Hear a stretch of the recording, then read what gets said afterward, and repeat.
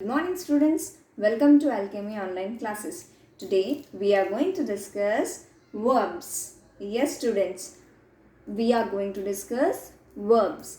Now we will see what we are going to learn from this lesson. So first of all, identifying various kinds of verb forms, and second, using different kinds of verbs correctly. Okay, we are going to learn these two things. So what is the verb? First of all, we will see the definition. All action words are called as verbs. Example like, this is a pen. I am picking up the pen. So this is an action. Clear? So whatever action is going on or has been completed, that is called as a verb. Clear? A verb is a word which says what a person or a thing is, has or does, or what happens or is done to a person or a thing. Clear? I hope the definition is clear. A verb, that means what?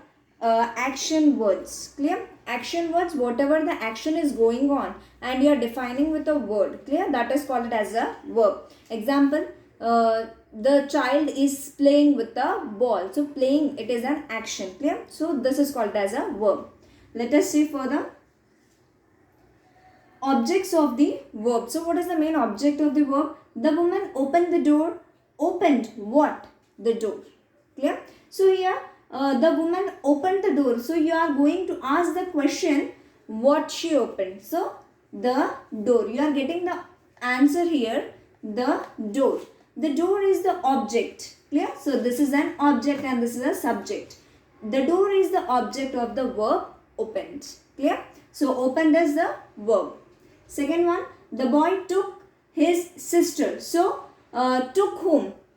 Took his sister. So, you are getting the answer here this is object. Clear? So, his sister is the object of the verb took.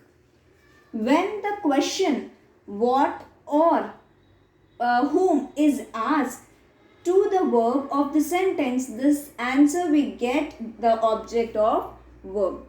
That means what? Whatever you are getting the answer, that answer should be from object. Clear? So if you can see that opened what? The door. So the door is the object. So answer is in object, and you are going to ask the question with what or whom. Clear? Now let us move to the next one. Direct and indirect objects. So there are two types of object. First is direct and second is indirect object. Clear? A noun or pronoun that directly receives the action denoted by the verb in a sentence is called it as a direct object. That means what? You are going to receive the action directly. That is called it as a direct action, direct verb. And second, a noun or a pronoun that receives direct object is called it as an indirect object. Clear? Now let us see with a few examples so you'll be clarified with it.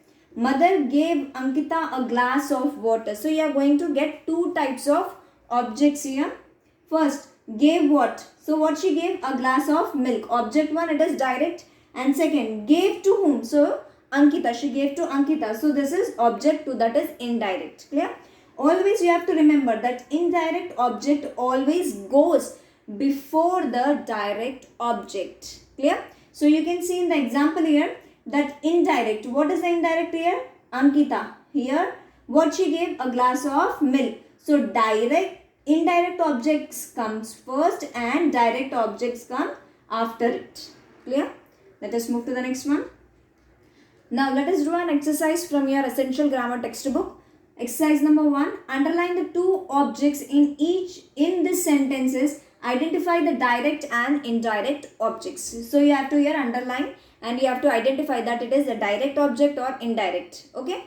So let us start. First one. I gave my sister a beautiful wristwatch. So here the beginning, my sister. So it is that means what?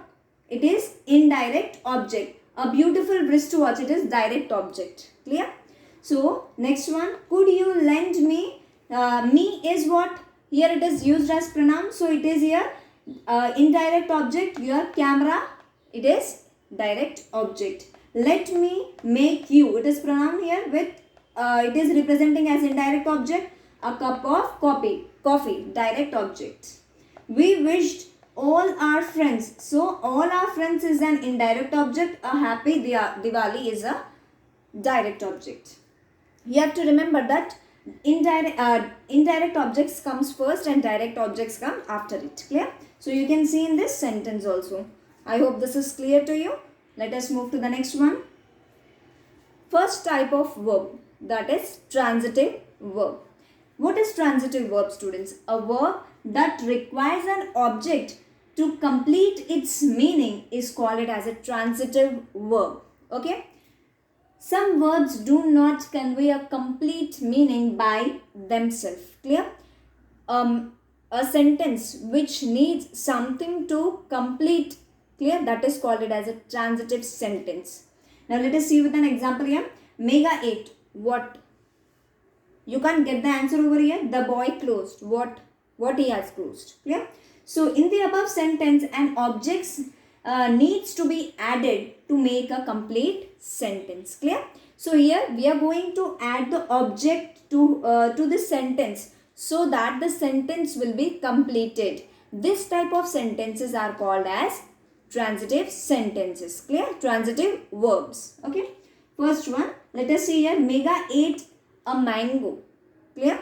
What she ate? A mango. So you are getting the answer here in the object. Next one, the boy closed his book. What he closed? His book. Clear? Now let us see the next one. Second type is intransitive verb. Now what is intransitive verb? Let us see first. Definition: a verb that does not require any object to make sense but makes complete sense by itself is called as an intransitive verb. That means here there is no need of object in the sentence. The sentence is having complete meaning itself. Clear? Let us see some examples here. Some verbs are completed by themselves. The girl laughed. So this is giving complete information that the girl has laughed. Clear? The child sleeps. So the child is sleeping or sleeps. Clear? And intransitive verbs denotes an action which does not passes over to an object. In this sentence, the action begins and ends with the subject. Clear? That means what? Intransitive sentence are the sentence which are having a complete meaning and sense in itself. So there is no need of adding more object in it. Clear? Let us move to the next one. So here this is an exercise from your textbook. Again from your essential grammar textbook. Underline the verbs in the passage. Write T for transitive and I for intransitive verbs. So we will start up this paragraph. Okay.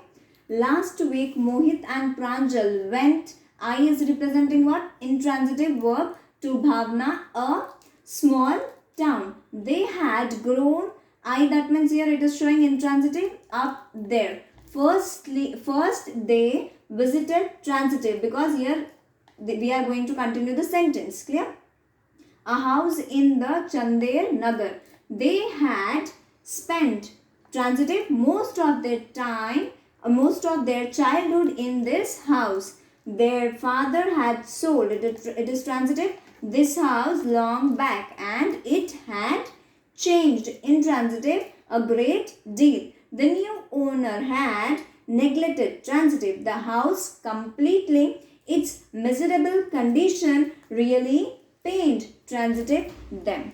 I hope it is clear to you. So far that first of all you have to identify that object is added for a sentence, that is transitive, and when there is no object required for that particular sentence, then that is intransitive sentence. Okay, I hope the concept is clear to you. Tomorrow I'll come up with a further video of this chapter. Till then, take care. Bye.